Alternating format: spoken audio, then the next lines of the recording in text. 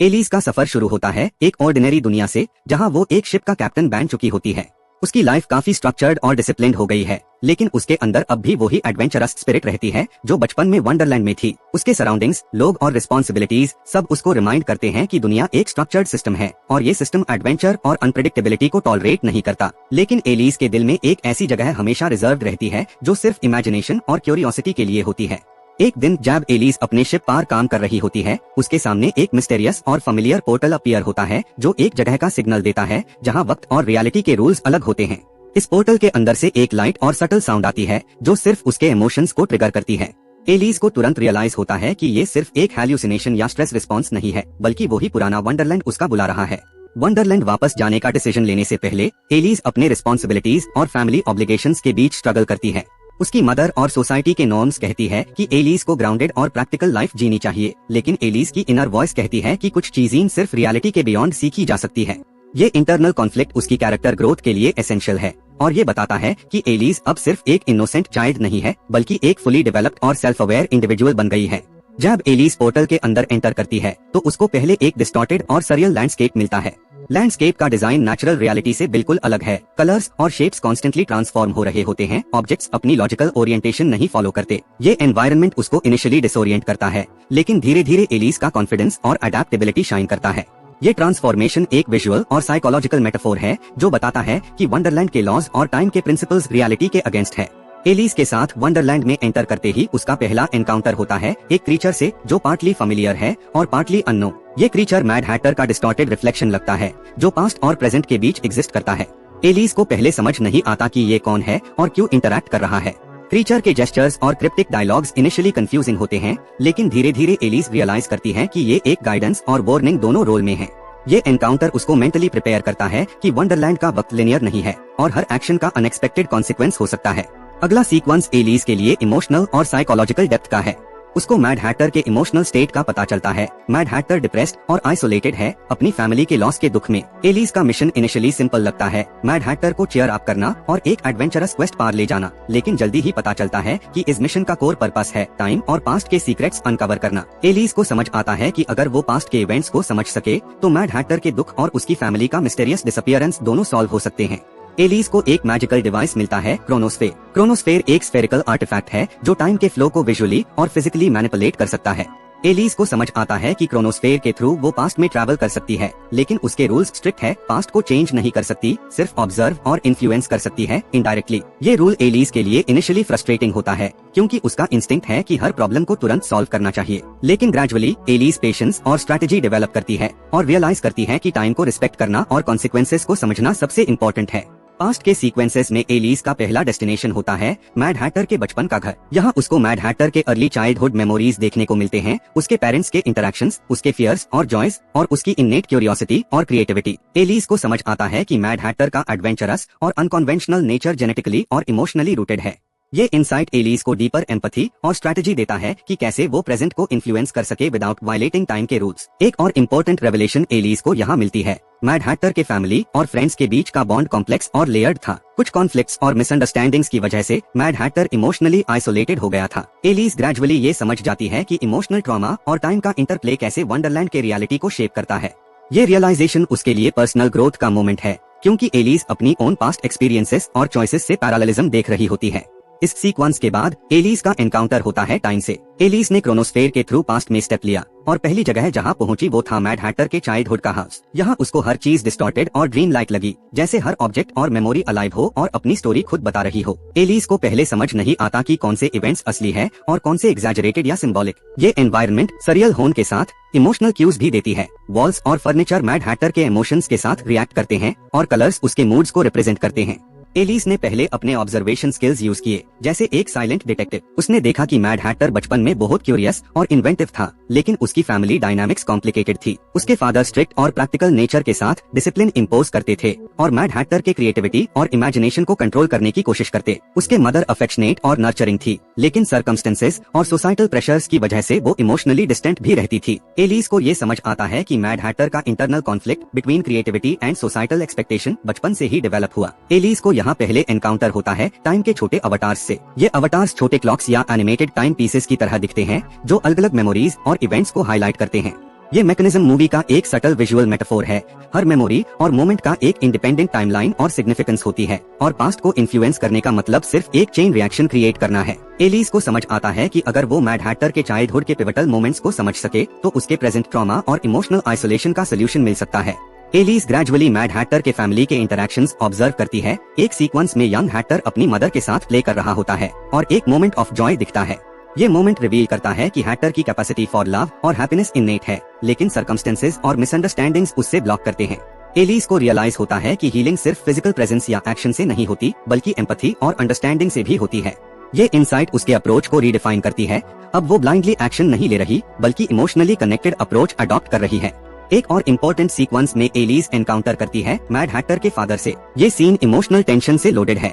Father का character rigid और authoritarian है, लेकिन उसका इंटेंशन प्रोटेक्टिव और वेल मीनिंग है। एलिस ऑब्जर्व करती है कि हैटर का फियर और हेजिटेशन डायरेक्टली फादर के हाई एक्सपेक्टेशंस और ओकेशनल हर्ष पनिशमेंट्स से आया है। ये सीन एलिस को स्ट्रैटेजी और टाइमिंग के इंपॉर्टेंस का लेसन देता है। पास्ट के मोमेंट्स को डिसरप्ट करना डायरेक्टली रॉन्ग है, लेकिन सटल इन्फ्लुएंस और गाइडेंस से आउटकम्स इंप्रूव हो सकते हैं। एलिस के एक्सप्लोरेशन के दौरान कुछ मैजिकल क्रीचर्स और गार्डियंस उसको चैलेंज करते हैं। ये क्रीचर्स उसके डिटर्मिनेशन और करेज को टेस्ट करते हैं और साथ हाई टाइम के रूल्स को भी एनफोर्स करते हैं। एलिस को हर चैलेंज क्रिएटिवली सॉल्व करना पड़ता है। उसको लॉजिकल थिंकिंग, इमोशनल इंट्यूशन और स्ट्रैटेजिक फोरसाइट का कॉम्बिनेशन यूज करना पड़ता है। हर चैलेंज के थ्रू एलिस की कॉन्फिडेंस और प्रॉब्लम सॉल्विंग स्किल और शार्पन होती है और ऑडियंस को भी समझ आता है कि वंडरलैंड का सिस्टम सिर्फ रैंडम नहीं, बल्कि डीपली इंटरकनेक्टेड और इंटेलिजेंट है। एलिस ग्रेजुअली मैड हैटर के चाइल्डहुड के एक बहुत पिवटल मोमेंट के पास पहुंचती है। एक इवेंट जहां हैटर एक्सीडेंटली अपने फादर के एक्सपेक्टेशंस को फेल करता है। ये मोमेंट हैटर के इंटरनल कॉन्फ्लिक्ट का रूट है। गिल्ट और सेल्फ डाउट उसके कैरेक्टर को स्ट्रांगली इन्फ्लुएंस करते हैं। एलिस केयरफुली ऑब्जर्व करती है और समझ जाती है कि डायरेक्टली इंटरफियर करने से टाइमलाइन कोलैप्स हो सकता है। इसलिए वो सटली और सिंबॉलिकली इन्फ्लुएंस करती है। एक स्मॉल जेस्चर या सजेशन के जरिए हैटर को रिएश्योरेंस और इमोशनल सपोर्ट प्रोवाइड करती है।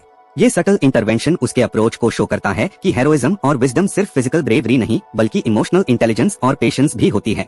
एलिस का नेक्स्ट सीक्वेंस इन्वॉल्व करता है टाइम के डीपर लेसन्स। टाइम, जो इनिशियली एक स्ट्रिक्ट और स्टर्न गार्डियन लगता था, ग्रेजुअली एलिस को फिलोसॉफिकल और इमोशनल इंसाइट्स देता है। पास्ट और प्रेजेंट का बैलेंस क्रिटिकल है। हर मेमोरी और एक्शन इंटरकनेक्टेड है। चेंज का इम्पैक्ट प्रेडिक्टेबल नहीं, लेकिन अंडरस्टैंडिंग और एम्पैथी के साथ पॉजिटिव इन्फ्लुएंस पॉसिबल है। एलिस को समझ आता है कि उसका मिशन सिर्फ मैड हैटर को चीयर अप करना नहीं है, बल्कि उसके इमोशनल हीलिंग का होलिस्टिक फ्रेमवर्क एस्टैब्लिश करना है। ये रियलाइजेशन उसकी ग्रोथ का एक डिफाइनिंग मोमेंट है, जहां इनोसेंस और एडवेंचरस क्यूरियोसिटी एक मैच्योर और स्ट्रैटेजिक अप्रोच में इवॉल्व होती है। पास्ट के सीक्वेंसेस के दौरान एलिस एक और मेजर रेवलेशन करती है। एलिस ने मैड हैटर के पास्ट के पिवटल मोमेंट्स को ऑब्जर्व कर लिया था और सटली इन्फ्लुएंस करना स्टार्ट कर दिया था। अब उसका फोकस शिफ्ट होता है प्रेजेंट के चैलेंजेस और वंडरलैंड के इमीडिएट प्रॉब्लम्स की तरफ। वंडरलैंड अब पहले से ज्यादा अनस्टेबल लग रहा था और एलिस को समझ आता है कि मैड हैटर की इमोशनल स्टेट डायरेक्टली वंडरलैंड के हार्मनी को अफेक्ट कर रही है।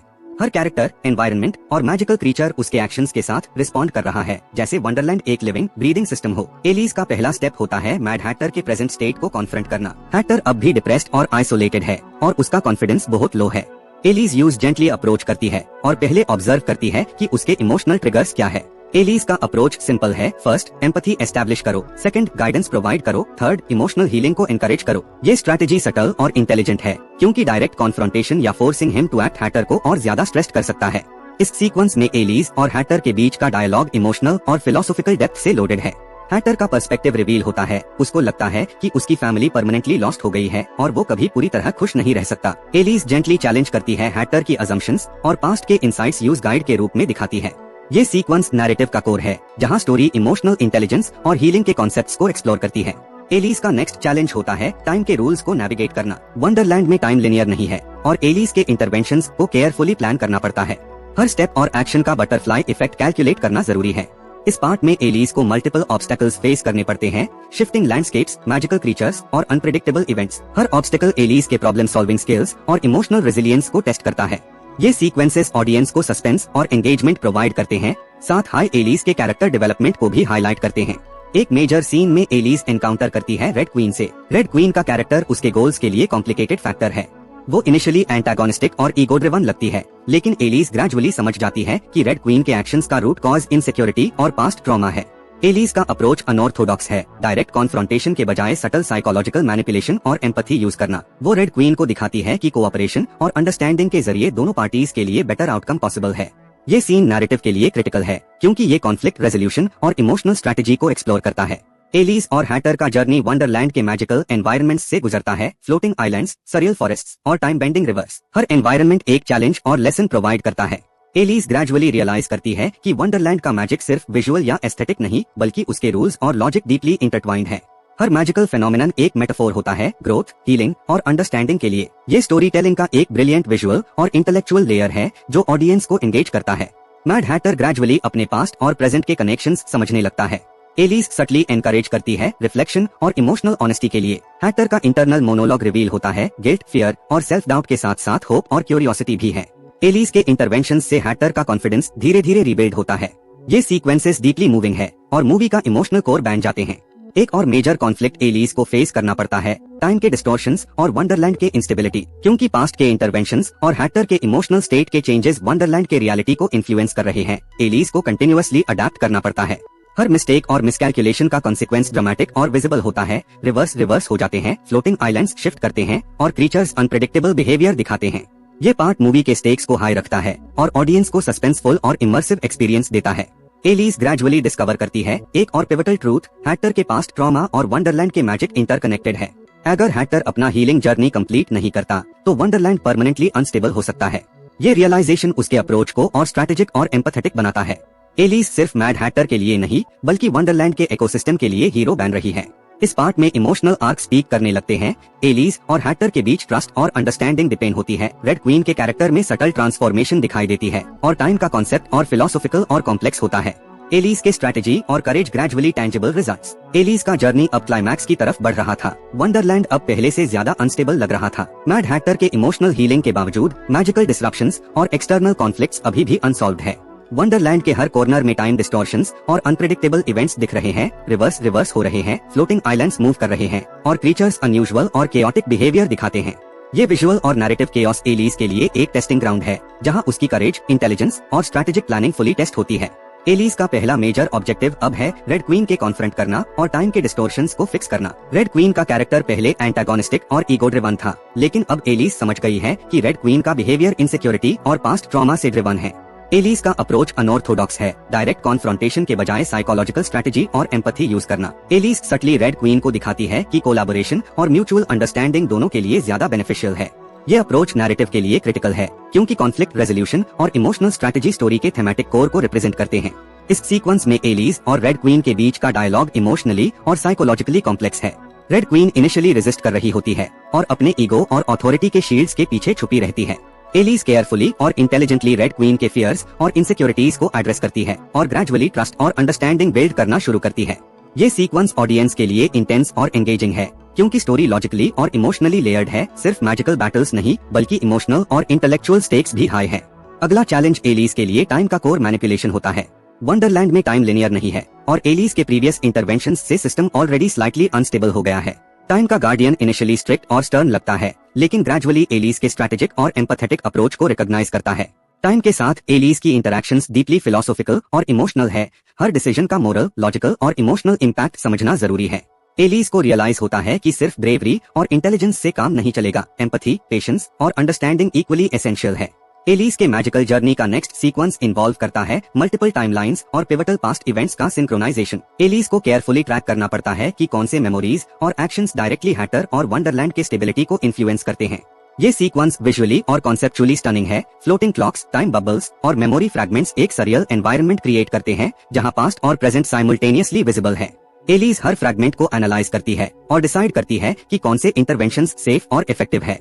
एक क्रूशल सीन में एलिस मैड हैटर के अर्ली ट्रॉमा का कोर फेस करती है। एक मेमोरी जहां हैटर एक्सीडेंटली अपने फादर के एक्सपेक्टेशंस फेल करता है और गिल्ट और फियर डेवलप होता है। एलिस सटली इंटरवीन करती है, एक एनकरेजमेंट का जेस्चर, एक सिंबॉलिक हिंट या एक सटल मैजिकल नज जो इनडायरेक्टली हैटर के इमोशनल रेजिलियंस को बूस्ट करता है। ये सीन स्टोरी टेलिंग का पीक है। सटल इंटरवेंशंस और इमोशनल इंटेलिजेंस के जरिए मेजर आउटकम्स इन्फ्लुएंस किए जा रहे हैं। इस सीक्वेंस के दौरान एलिस और हैटर के रिलेशनशिप और डिपेंड होती है। हैटर ग्रेजुअली अपने फियर्स और गिल्ट को एक्सेप्ट करता है और इनर स्ट्रेंथ रिडिस्कवर करता है।